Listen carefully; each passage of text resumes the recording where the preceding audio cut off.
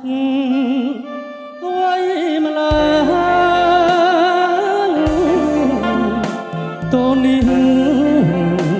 កាត់សំដីដែលចិត្តស្មានថាបានប្របីប្រែអត់ន័យអត់តងបីទៅបា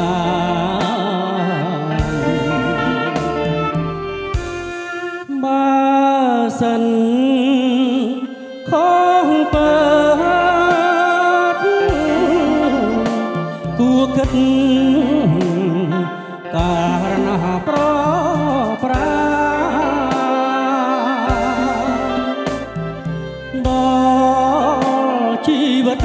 ខ្ញុំអត់សន្តានសូបដូរប្រានតាមបំរើគ្រប់ទី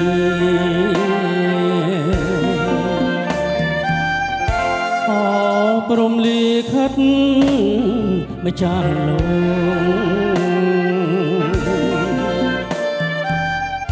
កមិននឹកមិនយាងម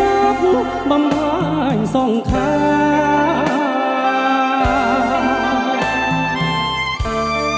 អើយខ្ញុំសនទៅទុកនៅនរណាសូមកុំមេត្តាខ្ញុំឡា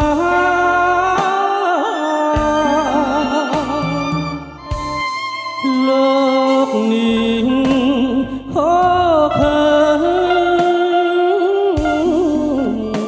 ទ្រាំនៅក៏ពុំយល់ក៏ត្រា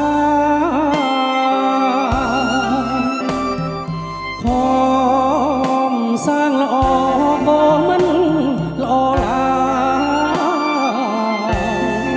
មិនជារាជអើយផ្ដាច់ជីវិតខ្ញុំទៅ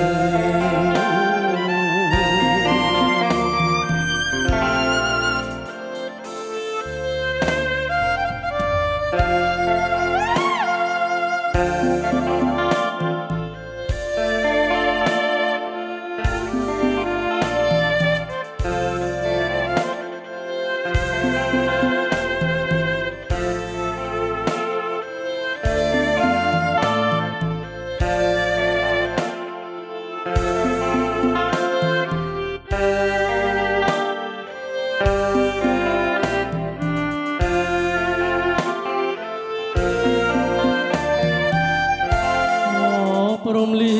ខិតម្ចាស់លោកមិននឹកមិនយាងមក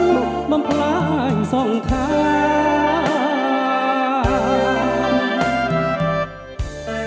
អើយខ្ញុំសនទៅទុកនៅដល់ណាសូមកុំមេត្តាខ្ញុំឡា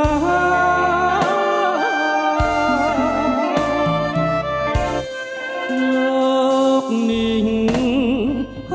កខើទ្រាំនៅក៏ពុំយល់ក៏ត្រាខំសាងល្អក៏មិនល្អឡើយជារាជអើ